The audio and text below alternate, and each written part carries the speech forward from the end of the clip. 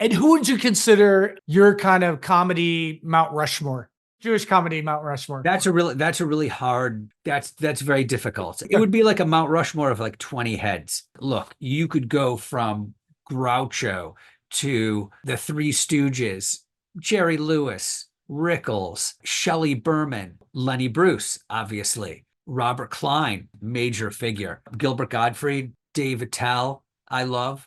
I mean, it's endless. I mean, there are so many great Jewish comedians. It's almost absurd. Hello, my name is Eddy Portney. I'm the academic advisor at the YIVO Institute for Jewish Research, and I worked extensively on our course, Is Anything Okay? The History of Jews and Comedy in America, which you could find at yivo.org, maybe/comedy. Yes, that is the voice of Eddy Portnoy, and you've tuned into a new episode of Comedy History 101, where we school you in comedy. I am Harmon. Hello. Hope everyone is having a good day. And as mentioned, Eddy is the man behind the new course, Is Anything Okay? The History of Jews in Comedy in America, which launches March 21st. Is Anything Okay features interviews with such comedians as W. Kamau Bell, Louis Black, Jenna Friedman, Mark Maron, Paul Reiser, Judy Gold. Humor keeps the tragic in check. Comedy is a weapon to fight against anti-Semitism. Survival because of your wits. If you don't have physical prowess, try comedy. There's something positive about joking about the negative. And you can find out more about the course at vivo.org/comedy. But before we jump into the episode, remember to take some time to like, subscribe, and comment on Comedy History 101, wherever you get your fine podcasts. Or you can leave a comment at comedyhistory101.com. And we'll actually read your comments right here on the podcast. Also, a few quick plugs. This Friday and Saturday, March 22nd and 23rd, I'll be performing in London, England at the Rosemary Branch Theatre, 7 p.m. with my solo show, Harmon Leon in The Joke Saved My Soul. So, if you're out in the UK, come on by and say hello. Also on April 4th, 9:30, at the People's Improv Theater in Manhattan, I'll be producing my show, AI versus Human Roast Battle. Come out and see a human comedian take on a machine learning AI in a roast battle of tomorrow. And you can find out all these tour dates on my site, harmonleon.com, or via the social medias at Harmon Leon. And now, without further ado...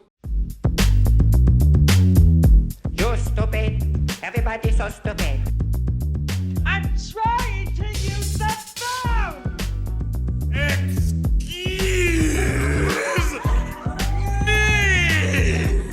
Comedy History 101. I'm very excited to jump right in. All right, jump away.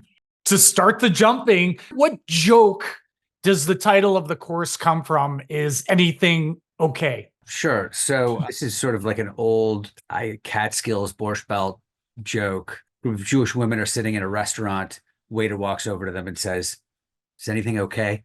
So it's sort of like a misogynistic. It's, I don't think it's a joke you could do any longer, but it sort of fit with the class. It sort of fits with the sense of Jewish dissatisfaction with everything. And, we thought it was a good title. Yeah, and also I noted from the videos and stuff that one of the faces of the course is Gilbert Gottfried.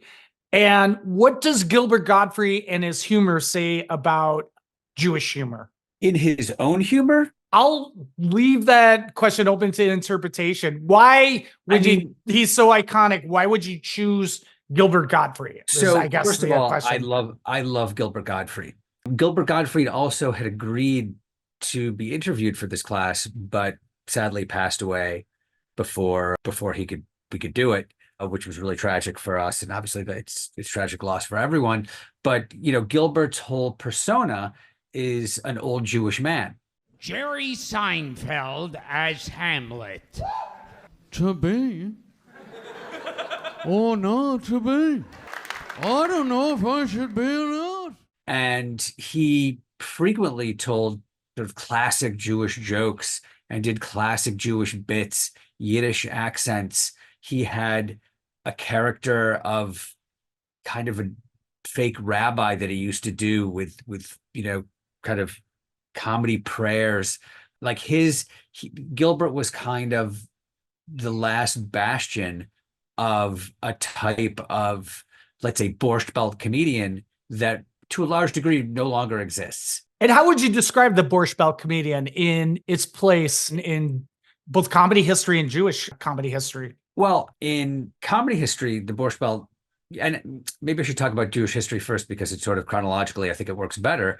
The Borscht Belt developed as a vacation area in Ulster County and Sullivan County, New York, which is about 2.5 hours north of New York City. It developed as a vacation area for all kinds of people, but mostly Jews, which is a bit odd. But because why would you have to have a vacation spot that was specific to Jews? And the reason you did was because in the early part of the 20th century, many hotels were restricted, meaning they would not accept Jewish guests. In fact, some of them wouldn't even accept Jewish employees. So as a result, if Jews wanted to take vacations, they had to develop their own network of hotels and places to stay. And the way that this developed initially was that Jews who, mainly live in the Lower East Side, and I guess just for contextual purposes, in the first quarter of the 20th century, something like 500,000 Jews lived on the Lower East Side. It was, the largest Jewish neighborhood in the entire world. You also had, hundreds of thousands of Jews in Brooklyn. The whole New York area had about 2 million Jews at the time. It was the largest Jewish settlement in the world, at least city-wise, an urban settlement at least. And so most of these people were immigrants and the children of immigrants. They were not wealthy, but many of them worked in the garment industry and in various sweatshops of various kinds. But people, no matter who they are, want to break from the city and they want to take vacations, and they need to take vacations that they're able to afford.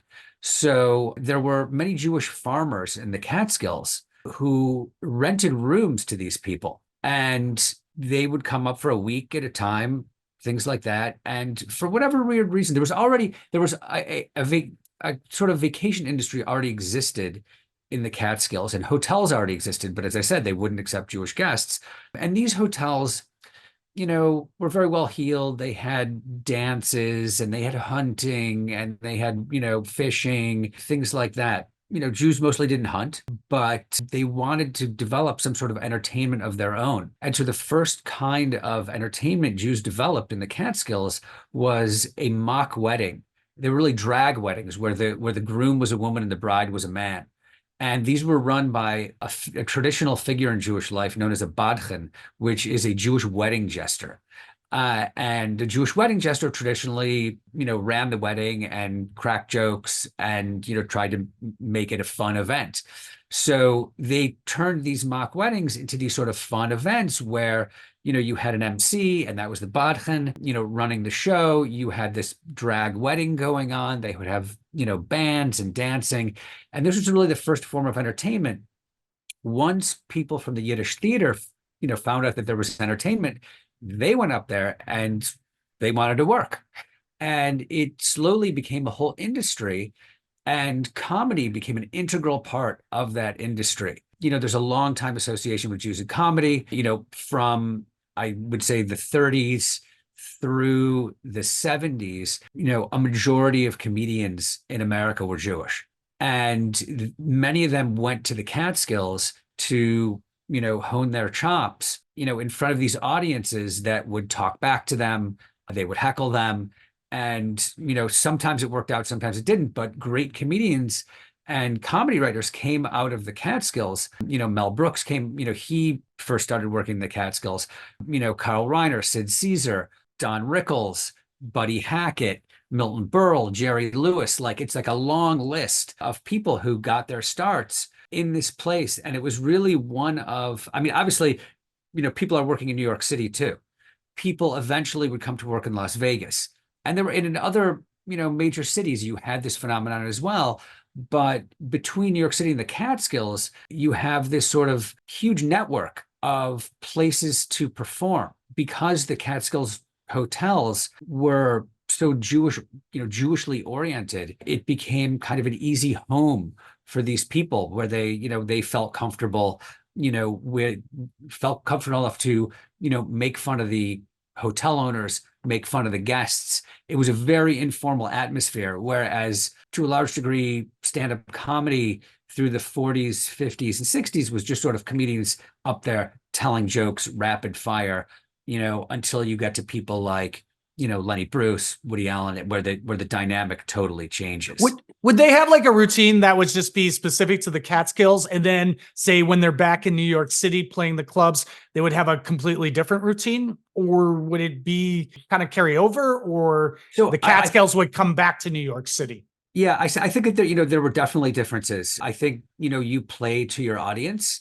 And, in a lot of, Robert Klein had a famous bit about this where, he said that when he was a kid and his parents took him to the Catskills, the comedians would tell this long joke, and then the punchline would be in Yiddish, and he wouldn't understand it. They did this sometimes, and it drove me crazy. I don't understand Yiddish. And the guy has me hooked on a good story, and I'm trailing on. You know what happened last night? I went to my wife. I said, let's make love. She said, I can't. Went to the doctor, got a pill. You know what happened? A chronology of this where initially the jokes themselves are in Yiddish. And then as Jewish Americans begin to acculturate, as the immigrant generations, get older, and the American-born children who nonetheless grew up speaking Yiddish, when they become the majority, you have comedians who will, like Klein says, they tell jokes in English and the punchlines in Yiddish. And then you also have this phenomenon of dialect humor where you have people doing jokes just in Yiddish accents. And the Yiddish accent became, thanks to people like Myron Cohen and especially Mel Brooks. Mel Brooks really, more than anybody, the Yiddish accent becomes a comic foil in American comedy. The whole 2,000-Year-Old Man was done in a Yiddish accent. Mel Brooks' first Academy Award came from a short film that he did in 1963 called The Critic. Are you familiar with this? No, but I know the 2,000-Year-Old Man. Right. Course. So before the 2,000-Year-Old Man, there's this short film that Mel Brooks creates called The Critic. And this old Jewish guy goes into a movie theater, and you don't see him. You only hear him, but he goes and he sits down in the movie theater and he's talking to himself. And a movie comes on, and it's this sort of abstract art cartoon or abstract art animation. And he, analyzes it according to what he knows. And it's all in a Yiddish accent. It's all in Yiddish accent in English. And it's really funny. What the hell is this? Must be a cartoon. Shh. Must be birth. This looks like birth. I remember when I was a boy in Russia, it was biology. It was birth. Up, it's born. Whatever it is, it's born. Look out. Too late. It's dead already. So, and he got an Academy Award for it. It's his first Academy Award.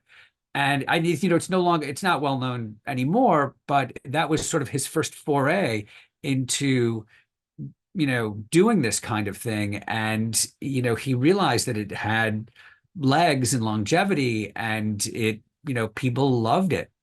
And, some people, and I think that, today, for instance, doing dialect humor is completely offensive. Apu, was obviously, that was removed from The Simpsons. People find this really offensive, except Jews don't. Jews like it. They think it's really funny. And I don't know, it's hard to say why Jews are willing to accept, this kind of mockery, maybe because it's self-mockery, something that if they do it themselves, it's far more acceptable. And generally, I think that's basically the same in most cultures. It's something that started during a period in the early 20th century when dialect humor was the norm.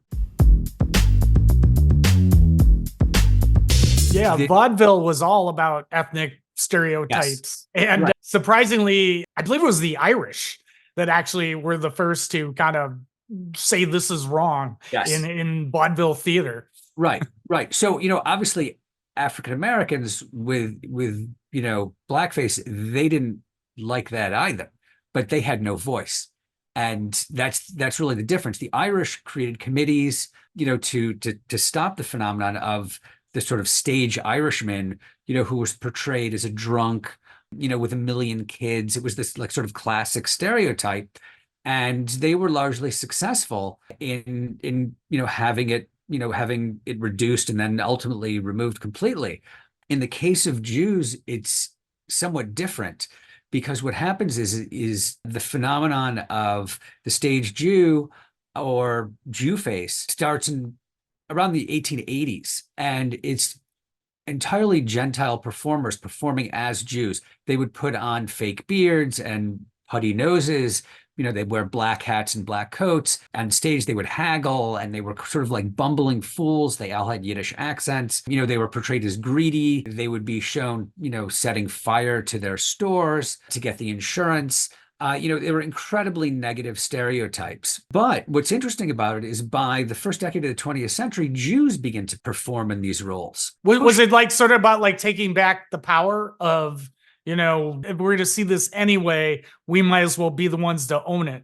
Right. I think it was less that than we can do a better job making fun of ourselves than these other people. That was the real sense that they had. And then it was a way to work. It was, it was a job. It was a job in theater. And that's what these people wanted more than anything. But one of the odd things about this phenomenon in the Jewish world was that in 1909, the Central Conference of American Rabbis, which was a Reform Jewish organization, they investigated this and found it incredibly offensive and, fomented anti-Semitism. And so they created an investigation because they wanted to do what the Irish did and put an end to these negative portrayals of Jews on stage.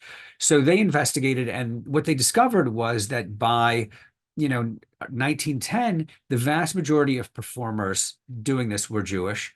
The theater managers were Jewish. The theater owners were often Jewish, and the audiences were almost entirely Jewish.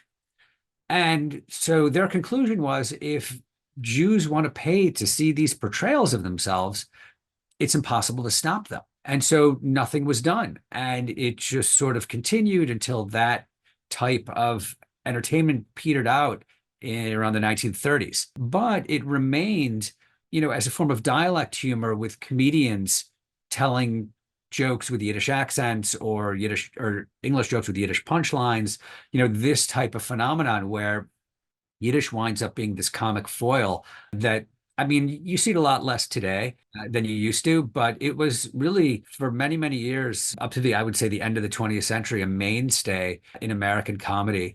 I want to say maybe the last time I remember seeing it is in the Harold and Kumar movies. They have these two Jewish characters who are kind of like have these Yiddish accents, and they're kind of like these, it's funny, but they're these stereotyped characters.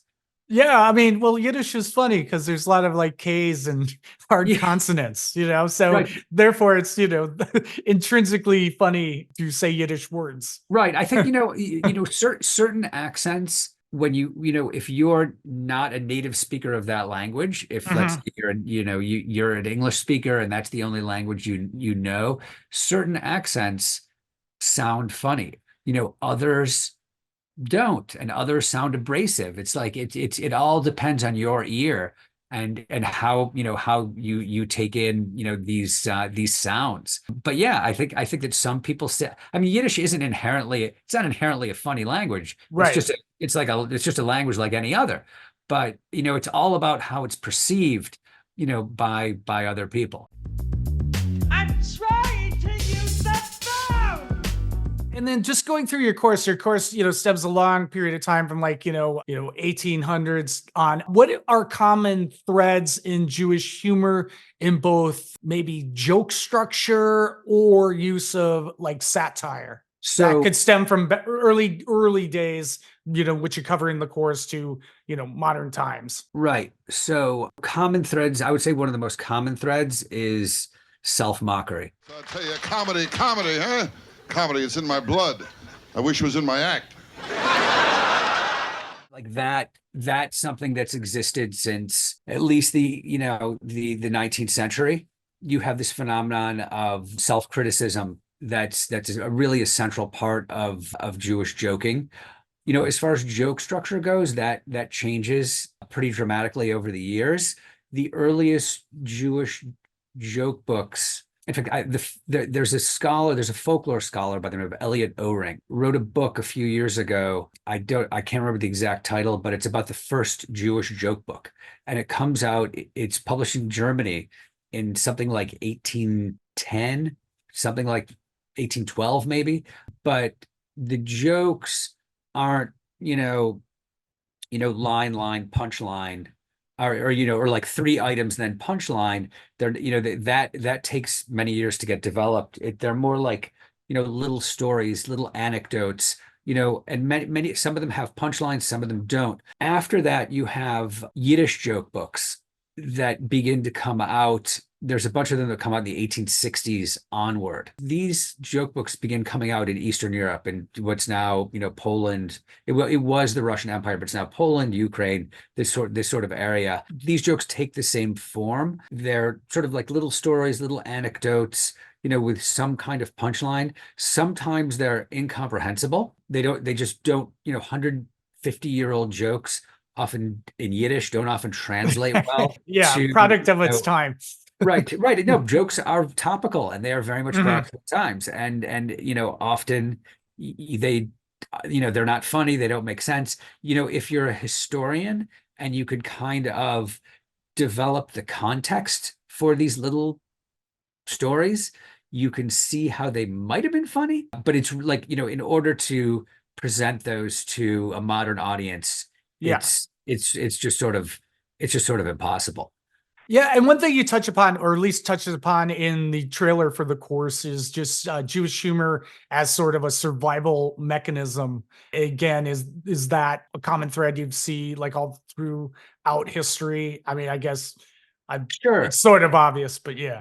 Right. I mean, so this is something that a lot of people have said that Jews use jokes or humor as a defense mechanism, as a sort of a survival tool, and Jews have always been this really small minority, and in places like the Russian Empire where they were very much oppressed with no civil rights. They were often attacked. Pogroms were in certain times and places were relatively common. There was sort of a real fear in general life. The idea was that if you don't laugh, you'll cry, and it's better to laugh. And so early Yiddish writers like Sholem Aleichem, who was the author who wrote the stories on which The Fiddler on the Roof was based, used to say that the basic nature of Jewish humor is laughter through tears. And he would also say things like laughter is healthy.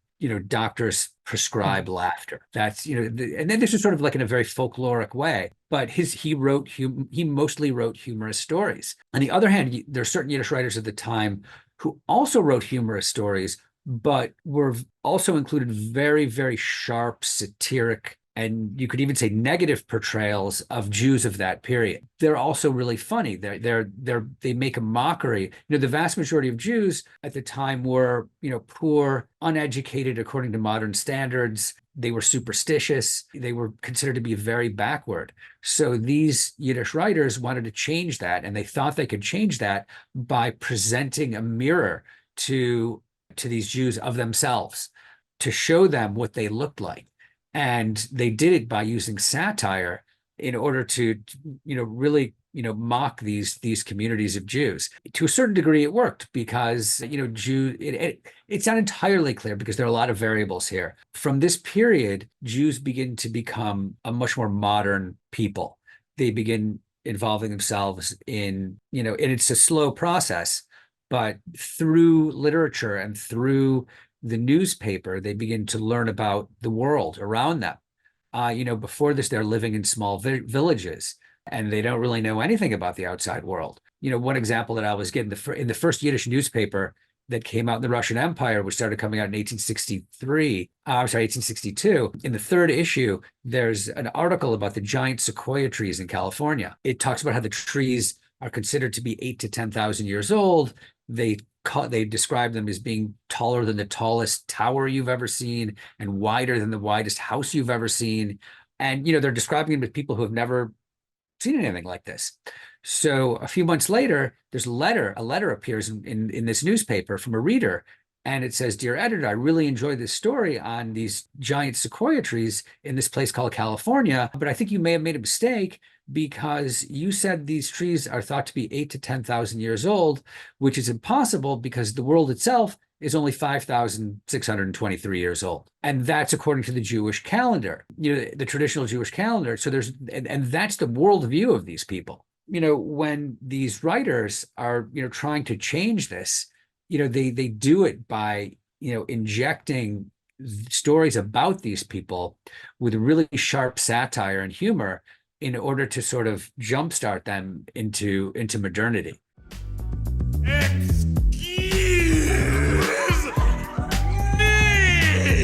Jumping ahead to modern day, could you just give us a little bit of overview of the course and who is involved, the comedians? Sure. The course goes from 19th century Eastern Europe, immigration and immigration humor in New York, the transition from Yiddish to English, the whole Borscht Belt story plays a pretty major role. And then you get up through, radio, TV, and modern stand-up comedy. So the comedians that are in the course talking about all this include Lewis Black. What you think is criticism is nothing compared to the self-loathing I can bring to the table. Paul Reiser. If you don't have physical prowess, try comedy. Judy Gold. Joan was the goat.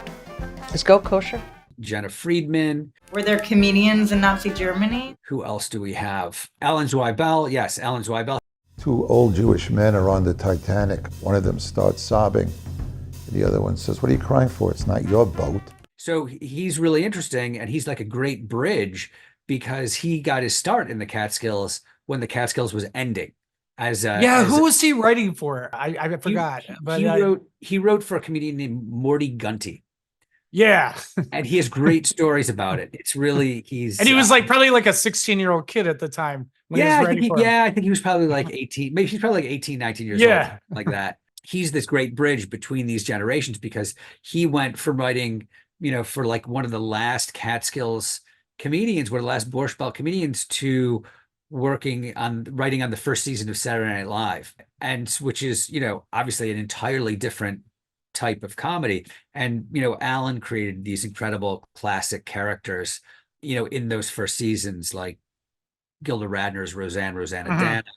And these are all old, like I don't know how many people remember these characters, but also, Samurai Delicatessen, all of these things that he did, sort of cross this bridge from, old world Borscht Belt to new world, Saturday Night Live, and then ultimately things like, modern stand-up. And what was some of your favorite anecdotes that you got from some of the people that are contributing to the course? I don't want to give it all away. Don't give it. And also, it's called a tease. We talk to so many people. Yeah. But one of my favorite moments in an interview is with Kamau Bell. Modern comedy is a Jewish American story. Obviously, comedy is no longer a Jewish field. Everybody does comedy. And I would say that Jews now are, a minority in the comedy world. Obviously in the late 20th century, it was the opposite. But Kamau Bell said something really interesting. He talked about sort of the trajectory of a comedy chronology of major figures. And he talked about how he said something like, if you don't have Lenny Bruce, you don't have Richard Pryor. And if you don't have Richard Pryor, you don't have Eddie Murphy. And if you don't have Eddie Murphy, you don't have Chris Rock. And if you don't have Chris Rock, you don't have Dave Chappelle. So, Jewish contributions to comedy affected other people as well. And that's really valuable to consider just as, a cultural phenomenon that occurs within the field. And who would you consider your kind of comedy Mount Rushmore? Oh, wow. Jewish comedy Mount Rushmore. That's a really hard, that's very difficult. It doesn't have to be put into stone. It would be like a Mount Rushmore of like 20 heads. You know, you could go from Groucho to, you know, the Three Stooges to, I mean, this isn't necessarily stand-up, but it's, you know, Jews in comedy. Bondo. But, you know, Jerry Lewis, Rickles, Shelley Berman, Woody Allen, who's sort of been canceled, but his early stand-up from the 1960s is amazing. It's like, it's groundbreaking. Yeah, the moose bit. What? The moose bit. Right. Yeah, the moose bit. It's a classic. First prize goes to the Berkowitzes. A married couple dressed in a moose suit.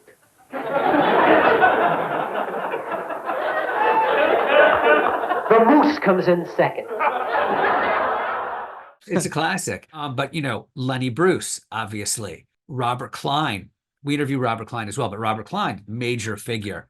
You know, goes up Gilbert Gottfried, Dave Attell, I love. I mean, it's endless. There are so many great Jewish comedians. It's almost absurd.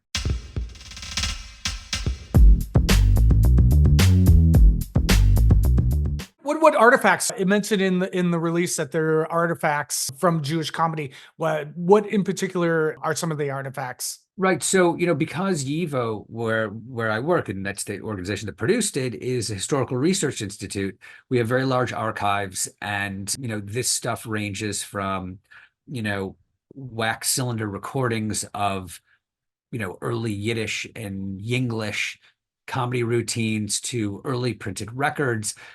We have a pretty large collection of sheet music, and this is all sheet music that is comedy songs, and this is all from the Jew face vaudeville era, and this is all, you know, rare material.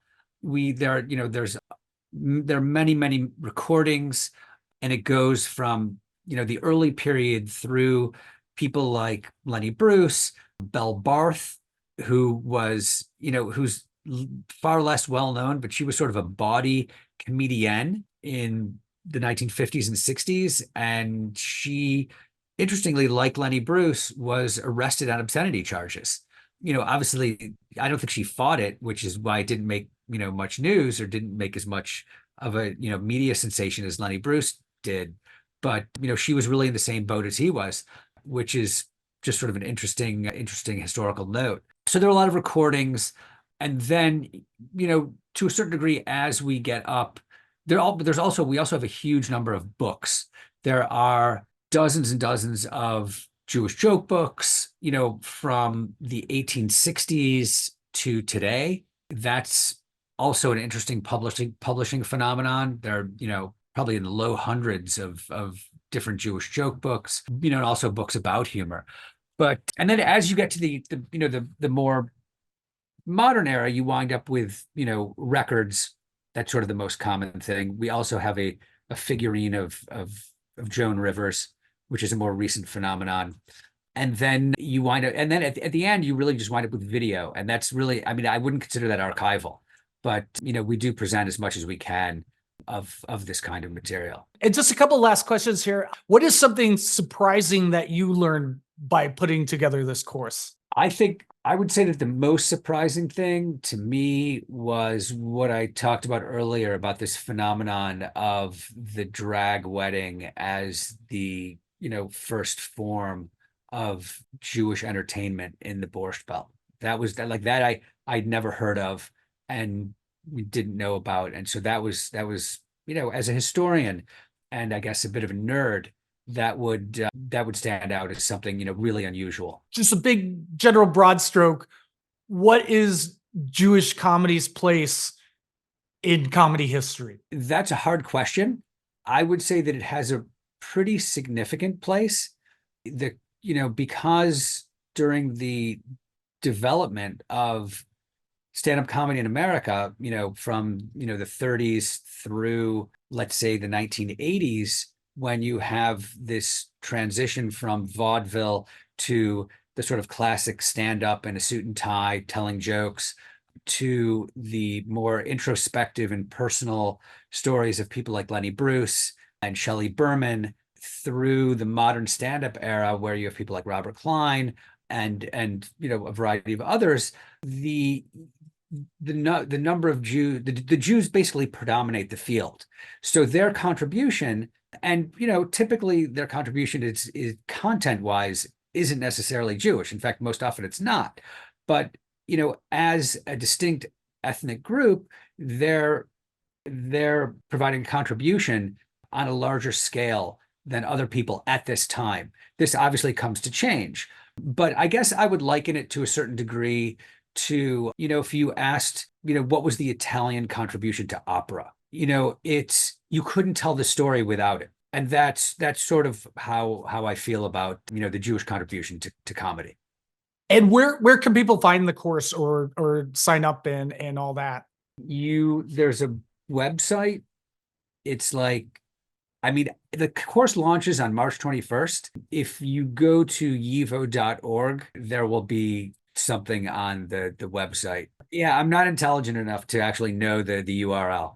And that wraps up our episode on the history of Jews in comedy in America. I'd like to thank our guest, Eddy Portney.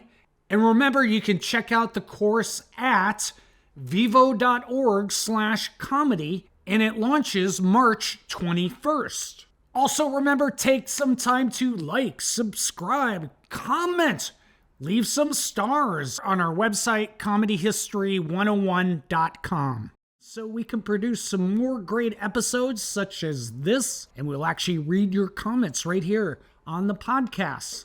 Also, once again, I'll be performing in London, England this Friday and Saturday, March 22nd and 23rd, 7 p.m. at the Rosemary Branch Theater. And you can find out more about those tour dates at Harmon Leon on the social medias or harmonleon.com. And we will be back next week with a brand new episode where I interview Brent Hodge, the director of the documentary I Am Chris Farley. And until next time, bye-bye. You're stupid. Everybody's so stupid. I'm trying to use the phone! Excuse me! Comedy History 101.